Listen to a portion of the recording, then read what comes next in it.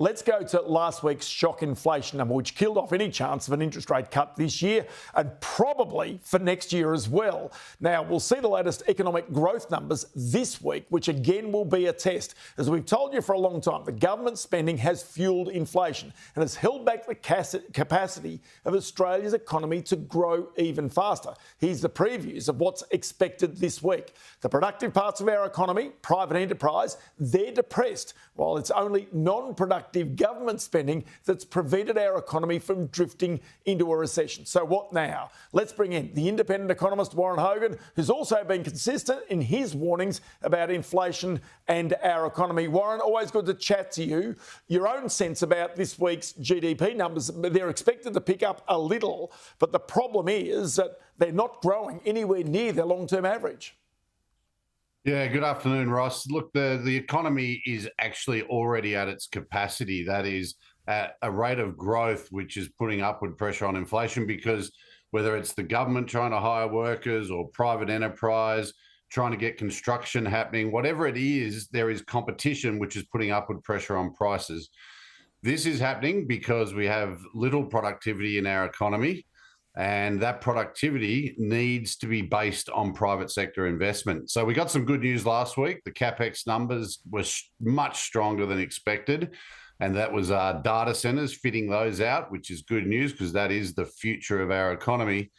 But to your point, the problem the RBA has is that not only did the economy not really slow down enough to get rid of inflation, but as it started to pick up this year, it started to generate inflation very, very early, as those monthly numbers we got last week confirmed after the strong quarterly result.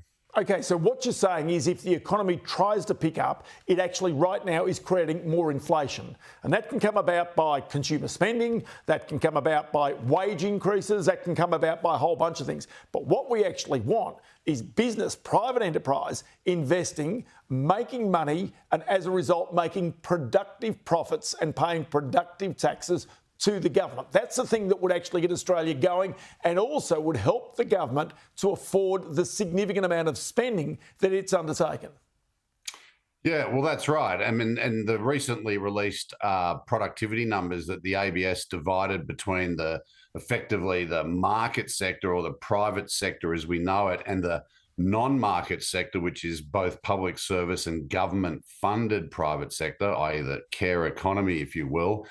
That showed you that it's that private sector that generates productivity. And it's the private sector that's under this competition that therefore has to make good investment decisions, as they're trying to be as productive as possible to give the customer the best experience at the cheapest price.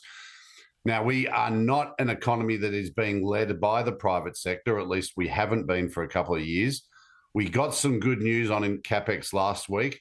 We need that to continue for years to come to expand the productive capacity of the economy, get that productivity happening, and as you say, all the benefits that flow from that. But the pickle we're in now is that any growth, whether it's consumption, investment, government spend, any of it, is bumping up against the capacity of the economy. And as we saw last week, creating inflation that is now not only running above the RBA's target, but looks to be picking up and moving away from it. And this is the disaster scenario for the RBA, who had hoped for this narrow path.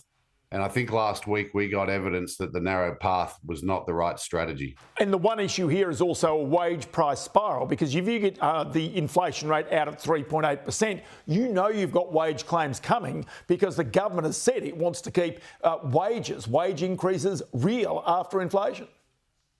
Yeah, and every worker wants to get back the real income that they've lost. I mean, there's not many workers whose real wages are higher today than they were 5 years ago or 4 years ago. So even if the unemployment rate is steady and there isn't sort of this really strong job creation, which we've seen at various times, the fact is that every year employees are looking to make good on the fact that they've seen a real wage cut. So that's going to keep that upward pressure on wages. That's going to keep business costs elevated. Yes. And that, of course, means inflation isn't going to just simply disappear from this economy. It's a great challenge. I think we're going to see a big shift from the RBA next week. I think we could even see small chance of a rate hike, because they know they're going to have to do it now. Got to leave it there. Thank you so much, Warren Hogan, as always. Thanks, Ross.